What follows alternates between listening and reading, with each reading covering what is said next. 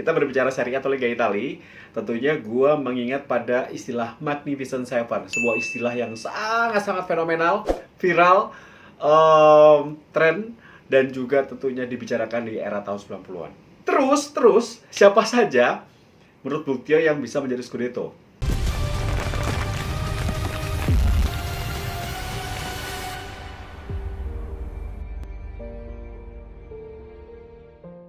Setelah Italia menjadi juara Eropa 2020 atau Euro 2020, semua orang bertanya, ada apa di Liga Italia musim depan? Ada apa di Serie A musim depan?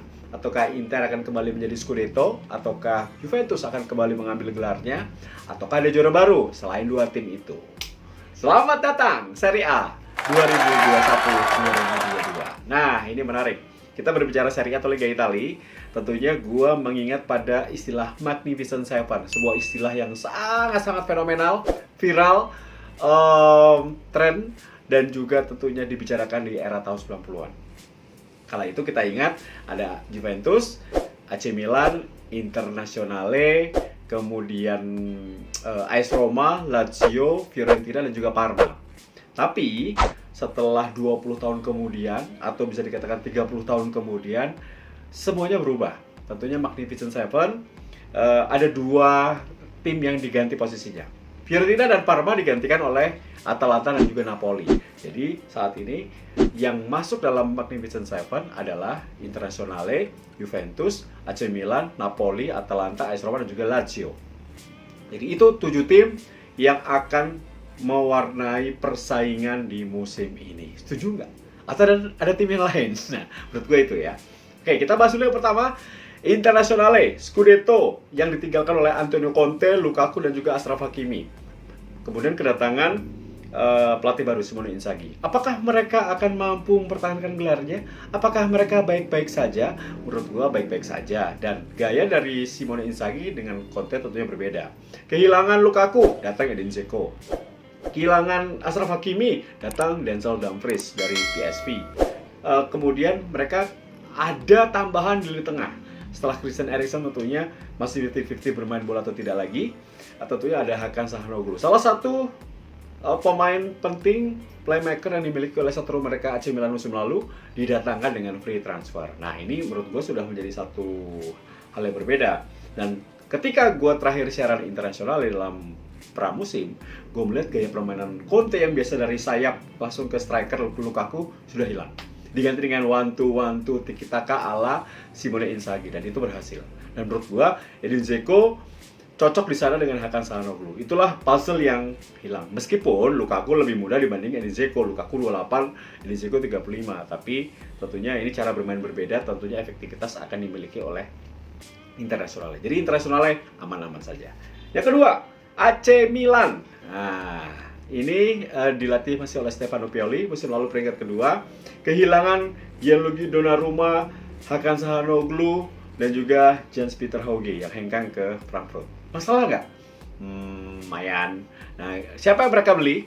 Mereka beli Mike Maignan. Nah, ini tulisannya Mike Maignan ya, bacanya Maignan. Itu dari Lille 13 juta. Kemudian Fore Balotore, back kiri dari Monaco dengan 5 juta euro.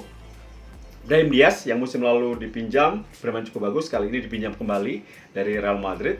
Dan juga mendatangkan Alessandro Florenzi dari AS Roma, seorang bek kanan yang disia-siakan oleh AS Roma. Ini bek bagus sebetulnya. Kemudian Oliver Giroud, salah satu pemain depan yang tentunya akan berpasangan dengan Zlatan Ibrahimovic. Jadi semoga Giroud tidak menjadi cadangan lagi ya, karena di Chelsea dirinya sudah lama menjadi cadangan. Masa di Milan jadi cadangan lagi?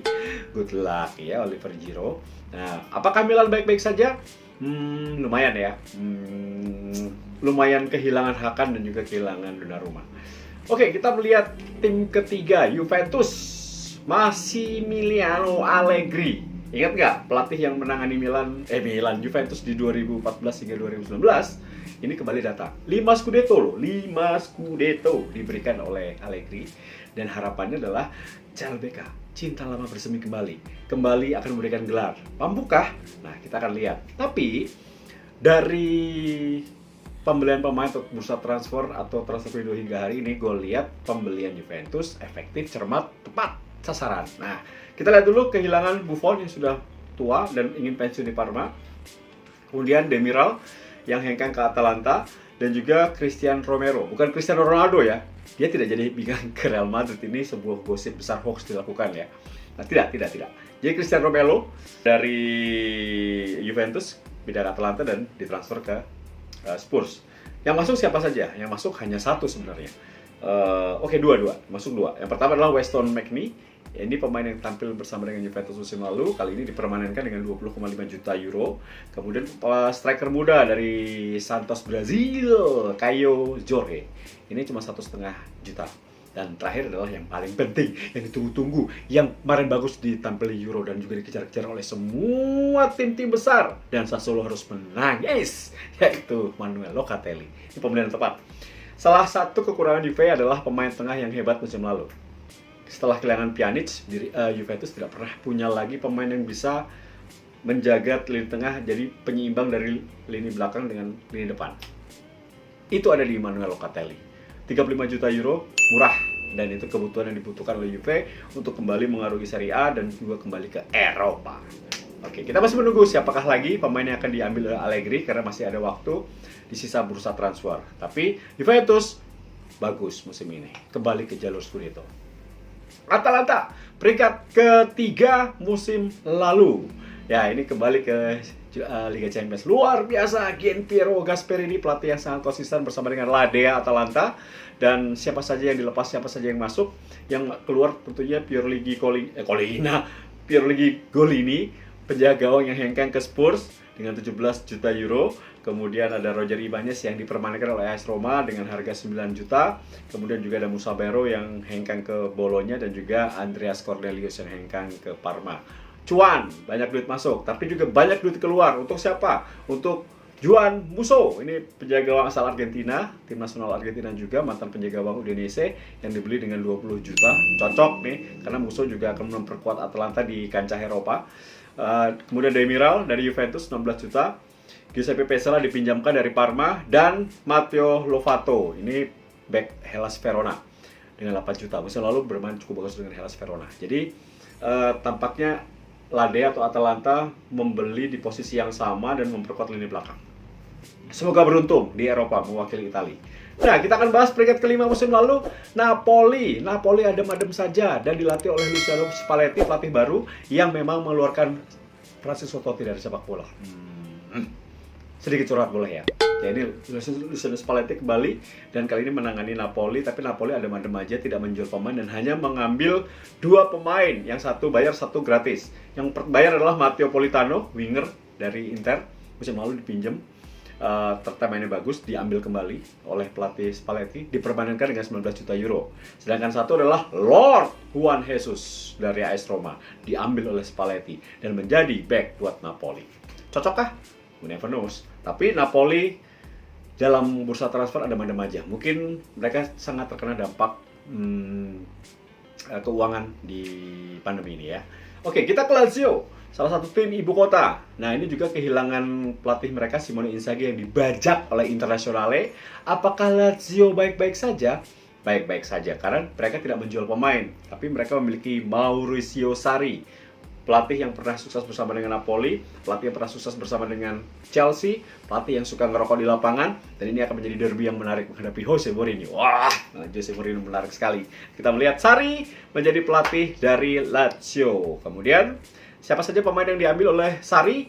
Yang diambil oleh Felipe Anderson dari West Ham United, dipermanenkan setelah dipinjam. Bermain cukup bagus, cocok, langsung beli, tapi murah, 3 juta euro. Satu lagi adalah pemain anak buah Sarri di Napoli, yaitu El Said Haisa. Ini pemain right back atau back kanan yang ditebus dengan free transfer. Oh, oke. Jadi Lazio dan Napoli tidak terlalu banyak mengeluarkan uang karena mungkin memang kondisi pandemi yang mengganggu keuangan tim, tapi cukup efektif. Kita akan melihat polesan dari Luciano Spalletti dan juga Maurizio Sarri apakah akan sukses membawa Napoli dan Lazio bisa bersaing untuk Scudetto musim ini. Terakhir, dalam Magnificent Seven 7, ini yang ke-7 berarti ya, adalah AS Roma. Peringkat 7 musim lalu guys. Iya, ini dibicarakan oleh banyak pihak, dibicarakan oleh semua dunia, dibicarakan oleh semua rival Serie A. Karena apa? Karena mereka doang yang jor-joran beli pemain. Entah kebanyakan duit, entah memang jelek musim lalu. Ini dua pilihan, tapi kita lihat dulu pelatihnya baru, Jose Mourinho. Nah, ini peraih treble bersama dengan Inter di 2010. Semua tim yang dilatihnya dapat piala kecuali Spurs, karena beberapa hari sebelum final dipecat. Harusnya menang itu Spurs, dapat juga. Nah, gue belain Jose, tenang aja Jose. Oke. Siapa saja pemain yang keluar? Banyak, ini paling banyak, gue bacain ya, banyak. Ada Paul Lopez ke Marseille, kemudian Bruno Perez ke Trabzonspor, Cengiz Under ke Marseille, Juan Jesus ke Napoli, Justin Kluivert ke Nice, Edin Dzeko ke Inter, Florenzi ke AC Milan. Sedangkan Fazio, Santon, Zonzi menunggu giliran karena mereka masih menunggu di Pedro ke Lazio. Wah, ramai nih Pedro. Ketemu di Derby della Capitale. Ya, Pedro ke Lazio. Jadi semua cuci gudang karena pelatih baru wajar, ya kan.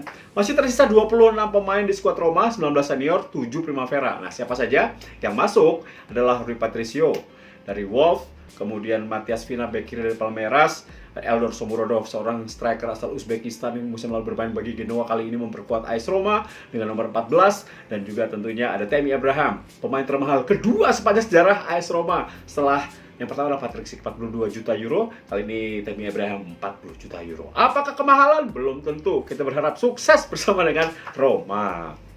Roger Ibanez dipermanenkan dengan 9 juta euro, dan Brian Reynolds. Ini titipan owner pastinya, titipan sponsor mungkin karena dari Amerika. Main sih pas-pasan, jujur ya, mainnya pas-pasan. Kalah jauh bersaing dengan Rick Kastrop, apalagi Florenzi juga. Semoga Rick Kastrop tidak cedera, jadi dia main terus, sedangkan Reynolds cadangan saja. Menurut gua lebih bagus pemain asal Indonesia, yaitu Asnawi Mangku Alam yang saat ini bermain di Liga Korea. Jauh lebih bagus Asnawi dibandingkan dengan Brian Reynolds. Ya, kita akan melihat aja apakah dia akan berkembang atau tidak. Ini tentunya dipermanenkan dengan 6,7 juta euro. Udah mahal, cadangan pula. Ya, kita berharap dia berkembang ya. Oke, terus siapa saja menurut Bultio yang bisa menjadi Scudetto? Gua tidak akan memberikan posisi 1, 2, 3, 4, tidak. Tapi gue melihat hanya 2 tim yang berada di pole position. 7 tim ini tentunya berpeluang menjadi juara. Tapi 2 tim dalam pole position atau teratas untuk menjadi juara atau Scudetto musim ini, yaitu Inter sebagai juara bertahan dan Juve sebagai